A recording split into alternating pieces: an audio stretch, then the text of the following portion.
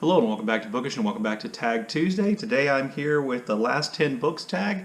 This tag was created by Mark Nash some time ago and it was revived recently, and I can't remember who revived it, but I was tagged to do this tag twice, once by Kari from Very Literary Kari and once by my good friend Alan from Big Hard Books and Classics.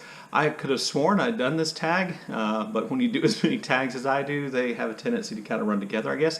And I couldn't find any evidence I'd done it, so I'm going to do it today. So here we go. Prompt number one, or question number one, is, what's the last book you didn't finish? And that would be this biography of Marco Polo by Lawrence Bergreen, I think is his name. I'm not a big DNFer, and I've kind of talked about this a lot, particularly if I get a recommendation for a book from somebody that I like. I want to read it and find out why they liked it, and I'm willing to give it a chance at the end. I'm also cheap. If I buy a book, I kind of feel like I'm obligated to read it, and I realize that that is me putting my money in a place of greater importance than my time, but that's kind of the way I am. So, I am working on that in terms of DNFing. By the way, when I look down, I have the prompts on my phone. Question two, what was the last book you reread? That would be The Sound and the Fury by William Faulkner, I think, even though kind of an interesting thing with the next book I'm going to talk about. This was a part of Faulkner in August 2020. It's an annual reading event that Alan from Big Hard Books and Classics and I host every August, where we read a Faulkner novel. The first year we did Light in August. Last year we did The Sound and the Fury. This year we're doing Sanctuary. The Sound and the Fury is one of my favorite books, so it was a pleasure for me to reread it, and I reread it several times. Prompt number three, the last book you bought. The last book I bought was, when I was a child, I read books by Marilynn Robinson, I believe. It's a collection of her essays. I think that's the title. It's an ebook. So, ebooks on Kindle are kind of new to me. I don't know how to make the cover appear on the screen. I may or may not put a picture up here so you can see the cover and remind myself. But this is a buddy read I'm doing with Patrice Jones that we're doing this month. I think that's the right title. When I was a child, I read books, I believe, is the title of that essay collection. And we have our first check-in, actually, either tonight, or our first check-in either, I think our first check-in is today. So that would be the answer to that prompt. Prompt four, the last book you said you read but didn't. Okay, so this is a little complicated, not much. I don't say I've read books I haven't, but I did make a big mistake last year in talking about Jane Eyre. I thought I'd read this. I had not. I read this year for Victober, and I went into it saying, oh, it'd be a reread because I've read it. Apparently I read just enough to try to fool a teacher into believing I'd read it, because I had not read this whole thing, but I did read it this year, so I can now say I have actually read it, and I'm not a liar anymore, and I really, really, really liked it. So it was actually great that I hadn't read it, because in going back and reading it, and actually reading it instead of just apparently faking the fact that I'd read it, I really think I appreciated it more now than I would have if I'd read it when I was in high school or college.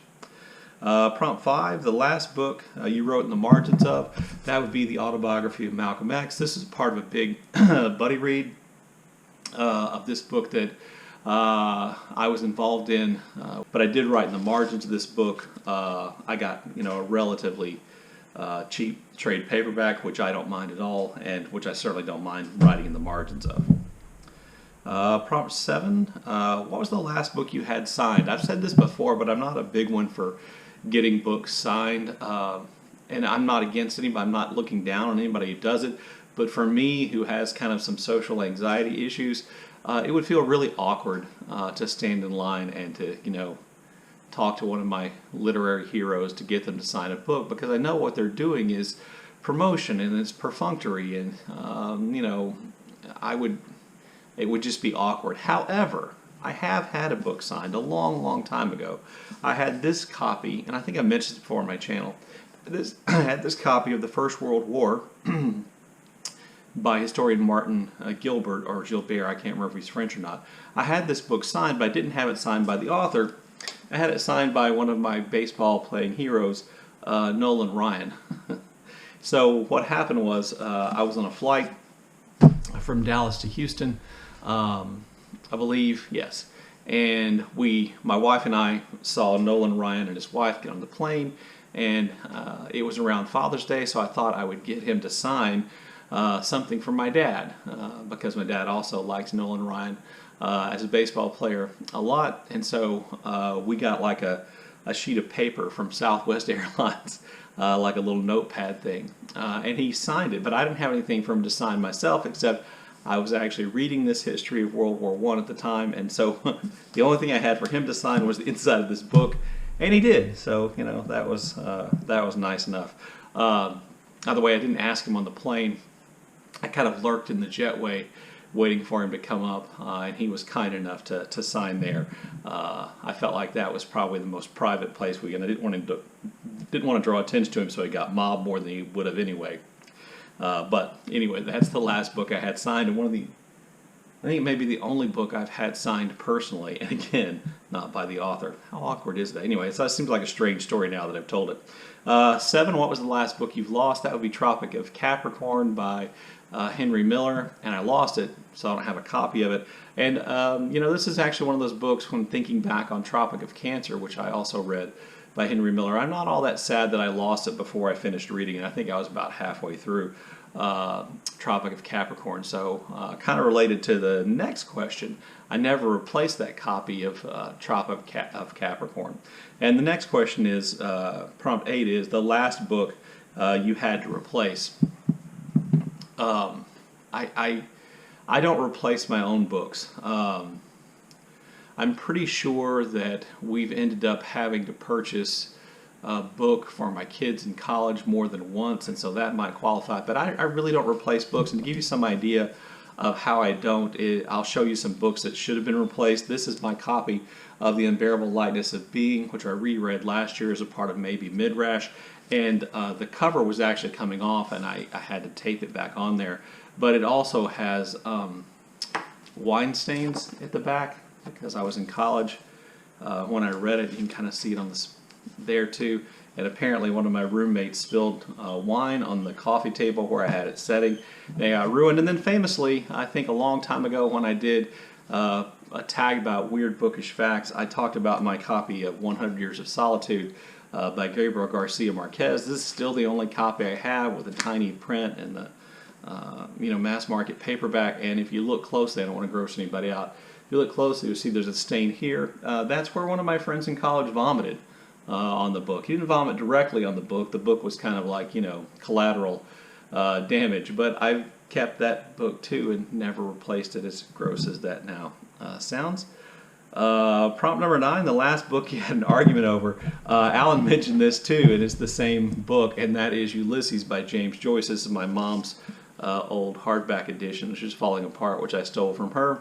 From the Modern Library, and Alan and I argued, and Noah, to a certain extent, from Everyone Who Reads Must Converse, got involved in kind of an argument. I think the argument was probably far more intense between Alan and I, as friends, as arguments between friends will be, than it was between Noah. But essentially, I had made a video, I think, in which Alan felt like I had kind of insulted his and Noah's approach to the book, to read it along with a reading guide and to consult secondary sources to try to understand all the allusions and all the images that appear in Ulysses.